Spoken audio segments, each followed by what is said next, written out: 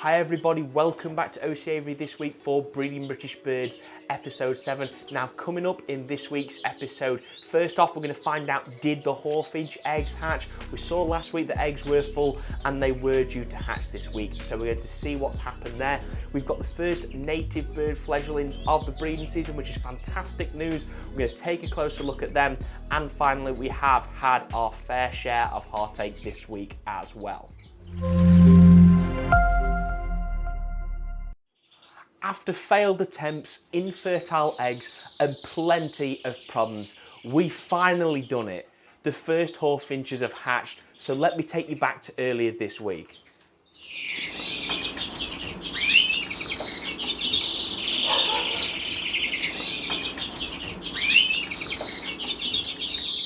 So it's Tuesday afternoon, and over the course of the day we have welcomed the first ever Hawfinch chicks to be bred here at OC Aviary. There's 4 of them in the nest site at the back, and the hen is doing a superb job of caring for them so far. She's been feeding them loads of live food, she's been very tentative with them, and she's been sat on them a lot, keeping them warm. So great news so far. There's a long way to go, but I'm really hoping this will turn out to be a success story. Fast forward a few days, the chicks have grown tremendously. They've at least trebled in size and they're looking extremely healthy. The mother has done an excellent job of rearing them so far. They are an insectivorous species during the breeding season and when they're feeding their chicks, so we've been giving them a mix of frozen insects, and that is pinkies, buffaloes, calciworms and waxworms, each with a sprinkle of calcium powder on them to make sure they have strong and healthy bones, and I've put that in a small dish of water to keep them fresh and moist when she's feeding them.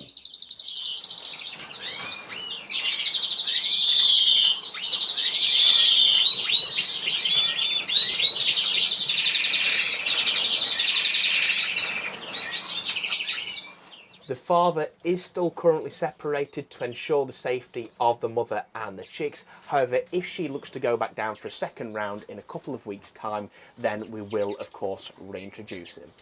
Due to the complex nature of breeding native birds, particularly more intelligent species like the Hawfinch, we do need to have a plan B in place in case of emergency, and that's basically if the hen stops feeding the chicks or abandons the nest or something of that sort. So we've got a camera going over the top of the cage and looking down onto the nest to keep an eye on the chicks at all times. So if something does go wrong, I can intervene. And then if something does go wrong, we do need to try and rear those chicks in some other way. And that could either be myself with some hand rearing formula, we've got that ready and available if it's needed, or we do have some other pairs of native birds, a pair of greenfinches and a pair of canaries on standby if it's needed to foster the chicks.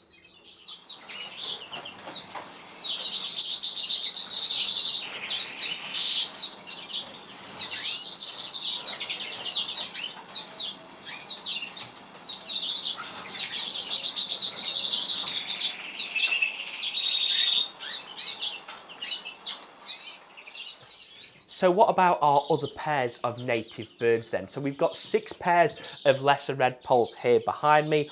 All of them are doing fairly well so far. We paired them up and put the nest sites in about a month ago now. So a great bit of news to begin with. We have a pair down here. They've reared 1 single chick and it has now jumped the nest today at 11 days old. It's in the bottom corner at the moment. You might be able to hear it shouting to its parents. We rung it last week and I'm really pleased that we've just got them off to a bit of a start, to be honest with you. It's always a bit iffy with redpoles. Sometimes you get good years, sometimes you get bad years, and so far this year's okay. So that one chick's doing great and it'll probably be able to fly within the next couple of days or so. They are quite fast growers and fast learners, the redpoles, so it's nice that we've got that. Then we've got a pair here. Now this is a young hen I bred here last year and a cockbird that I brought in about 2 years ago now. So I think he's 3, she's 1, and we've had 5 eggs off this pair. She's been sat for 11 days now, and a couple of days ago now, 3 days ago, we had all 5 eggs hatched. So we've got 5 chicks in there, both doing a great job of rearing them as well. And it'd be nice to get a couple out of that pair because I don't know if the cockbird cockbird will make the winter with him being an older bird. They generally don't last too much longer than 3 or 4 years, redpoles. So great news with those guys. The 2 pairs of redpoles on the top row are the birds that I'm saying are exceptional quality for within my stud, but all of them are generally good quality birds. And some great news coming from them is that this pair over here in the far corner have got 5 eggs, which is really nice that we've got that. It's an outcross cockbird that I've got from a very successful line with a hen that I bred here last year. So I'm really hoping that those eggs are full and she will rear them. I'm really keen to try and breed off them.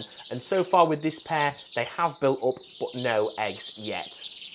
It's not all sunshine and rainbows though with the lesser redpoles. This is where the heartache comes in, and they are quite notorious for being a troublesome species. So for these guys here, we had a chick hatch at the weekend. They had 4 eggs, one of them was full, the rest were clear, which is a real shame.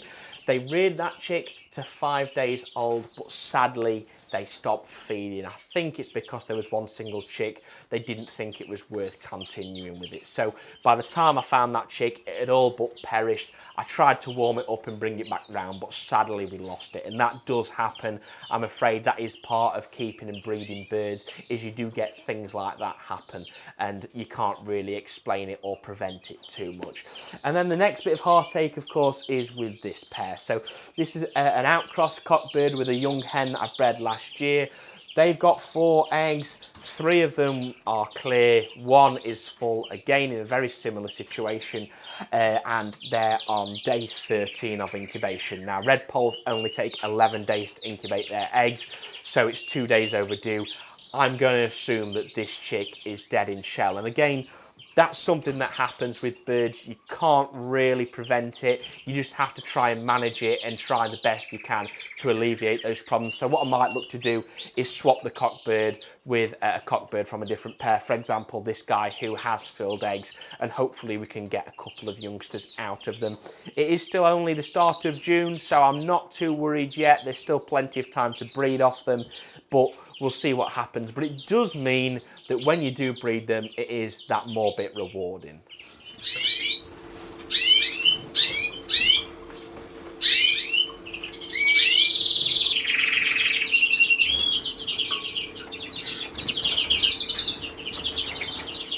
We've had some great progress come from the European Greenfinches this past week. So for this pair in the central cage, they've been rearing 4 chicks over the past 2 weeks or so, and now at 16 days old, those chicks have fledged the nest. So there's actually, I think, 3 of them sat on the nest site at the moment, and 1 on top of the nest site, or no, it's chased its dad.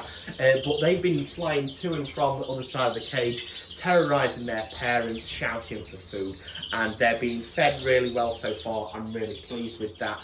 Now, they have already started to show interest in trying to pick up food for themselves, surprisingly. So I've been giving them a mix of egg food, a couple of pinkies and buffaloes, and I've been also giving them some green starter mix, which is an eco-feed product from Avian Supplies Limited. They've already started picking at that. It's a very soft, palatable type egg food replacement. It keeps them hydrated as well, so I'm really pleased that they've started doing that so far. The pair in the top cage, we saw that we introduced them together for the first time last week after getting clear eggs from a previous cockbird. Now, they mated about a dozen times, and then over the past week, she's rebuilt. She's laid the 3rd egg today. I've seen them mating every day, so I'm hoping, all going well, those eggs will be full, because they are of my best cockbird, who is now 3 years old.